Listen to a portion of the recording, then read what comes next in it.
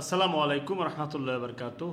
নারী সংস্কার কমিশনের গুরুত্বপূর্ণ একটি দিক হচ্ছে যে পতিতাদের অর্থাৎ যারা বেশ্যাবৃত্তি করে তাদেরকে শ্রমিকের মর্যাদা দেওয়া বা তাদেরকে শ্রমিকের পেশা দেওয়া। তো একটা সেকেন্ডের জন্য যদি আমরা মনে করি যে হ্যাঁ, যারা পতিতাবৃত্তিতে আছে তাদেরকে শ্রমের মর্যাদা দেওয়া উচিত, কেন?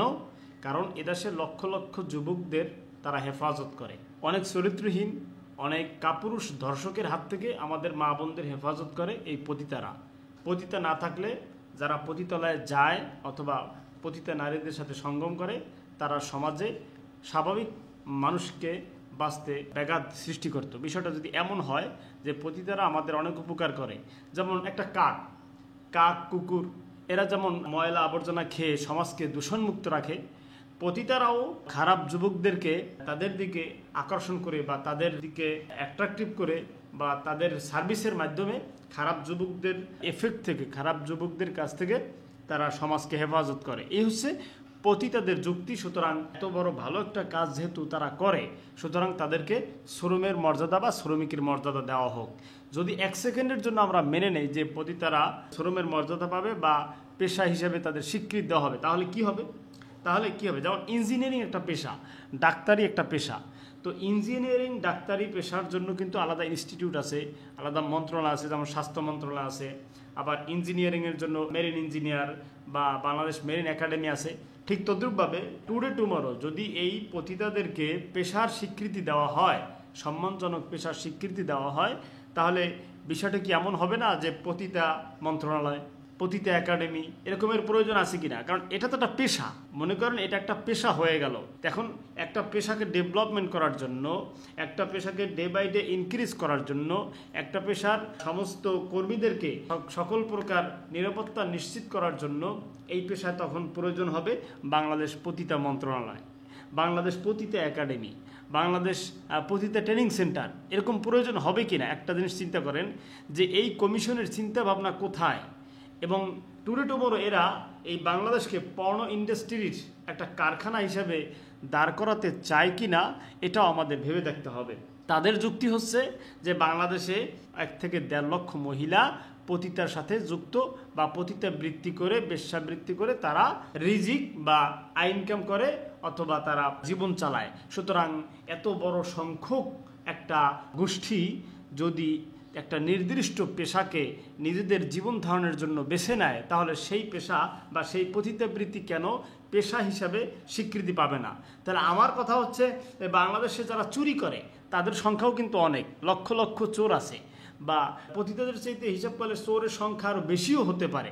তাহলে যারা চুরি করে নিজেদের সংসার চালায়, যারা ঘুষ খেয়ে নিজেদের সংসার চালায়, যারা ডাকাতি করে নিজেদের সংসার চালায় বা নিজেরা ভরণ পোষণ ব্যবস্থা করে, তাহলে তারাও তো কিছুদিন পরে স্বীকৃতি চাবে যে আমরা এত কষ্ট করে জীবনের ঝুঁকি নিয়ে চুরি করি, সুতরাং আমরা যারা চোর গোষ্ঠী আছি আমাদেরকেও পেশার স্বীকৃতি দেওয়া হোক। মানে এমনটা হবে কিনা অদূর ভবিষ্যতে, এটা আপনারা ভেবে দেখবেন। এরপরে নারী সংস্কার কমিশনে যারা আছে তাদের কাছে আমার প্রশ্ন, আপনারা এই যে পতিতাদের জন্য যে পেশার স্বীকৃতি চাইলেন, আপনারা কি কখনো একজন পতিতার সাথে আলোচনা করে এ ব্যাপারে সিদ্ধান্ত নিয়েছেন কিনা? একজন পতিতাকে যদি প্রশ্ন করা হয় যে আপনার ছেলে মেয়েকে আপনি কোন পেশায় দেখতে চান, তারা বলে যে আমি ভুল করেছি বা আমি খারাপ পথে এসেছি, এতে যা হবার তা হয়ে গেছে, কিন্তু আমি চাই না আমার ছেলে সন্তান বা আমার মেয়ে এই পতিতাবৃত্তির সাথে জড়িত হোক। এটা কিন্তু একজন পতিতার রিকমেন্ডেশন।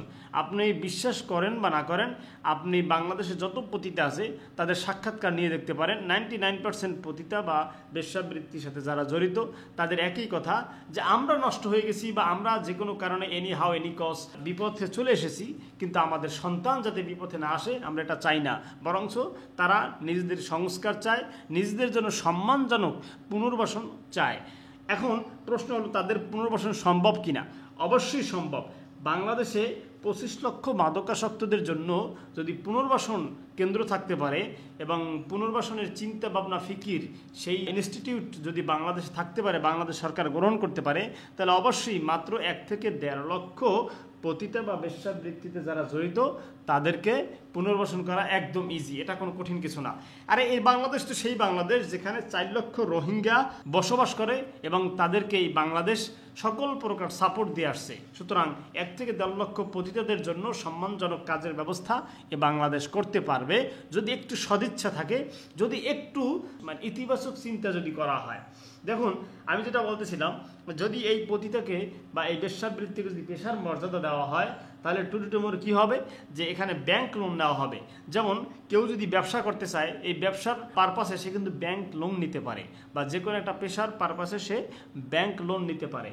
অদূর ভবিষ্যতে যদি এই নারী সংস্কার কমিশনের মনের আশা যদি পূর্ণ হয়, তারা যদি তাদের দাবি ফুলফিল করতে পারে, তাহলে দেখা যাবে এই পতিতাবৃত্তিকে ডেভেলপ করার জন্য, যেমন কেউ একটা পতিতার কারখানা খুলতে চায়, সে সরকারের কাছে বলবে যে আমার 5 লক্ষ টাকা লোন দরকার অথবা 5 কোটি টাকা লোন দরকার, কারণ এই পতিতাবৃত্তির স্থানটাকে আন্তর্জাতিক মানের করতে হবে, এই জন্য এত ডিজাইন দরকার, এত সুন্দর ডেকোরেশন দরকার, বা ইত্যাদি ইত্যাদি সাপোর্ট দরকার, গ্যাস লাইন দরকার, পানির লাইন দরকার, ইত্যাদি ইত্যাদি। এরপরে পতিতাবৃত্তিতে যারা যুক্ত হবে তারা কিভাবে একজন কাস্টমারের সন্তুষ্ট করবে সে ব্যাপারে প্রতিষ্ঠান দরকার হবে, শিক্ষক দরকার হবে, শিক্ষিকা দরকার হবে, ট্রেনিং সেন্টার দরকার হবে, এরপরে মন্ত্রণালয় দরকার হবে। টুডে টুমরো এই পতিতা বা বেশ্যাবৃত্তি যদি পেশার স্বীকৃতি পায়, তাহলে কিন্তু এগুলোও প্রয়োজন আছে। আমার কাছে মনে হয় পতিতাবৃত্তিকে যদি আমরা পেশার মর্যাদা দেই, তাহলে টুডে টুমরো আমাদের এগুলো বাধ্য হয়ে এগুলো করতে হবে। এই জন্য আমি চাইব যেন তাদেরকে পুনর্বাসন করা হোক, তাদেরকে যেন সম্মানজনক পেশায় শিফট করা হোক। তারপরও যেন তারা এই ধরনের পতিতাবৃত্তি ও বেশ্যাবৃত্তির ব্যাপারে যদি সত্যিকারী অর্থে এই নারী সংস্কার কমিশনে যারা দায়িত্বশীল আছেন, ওনারা যদি সত্যিকার অর্থে নারীদের সংস্কার চান, নারীদের ভালো চান, উন্নতি চান, সম্মান চান, ইজ্জত চান, তবে তারা পুনর্বাসনের জন্য দাবি করতে পারেন বলে আমি আশা করি। এছাড়া এই পতিতাবৃত্তি বেশ্যাবৃত্তিকে পেশার মর্যাদা দিলে তাহলে চোর ডাকাতেরাও বলবে যে আমরাও পেশার মর্যাদা চাই। এভাবে বাংলাদেশকে একটি অস্থিতিশীল বাংলাদেশ পরিণত হওয়ার সম্ভাবনা আছে বলে আমি মনে করি। সুতরাং এ ব্যাপারে আমাদের সবাইকে একটু সচেতন হতে হবে।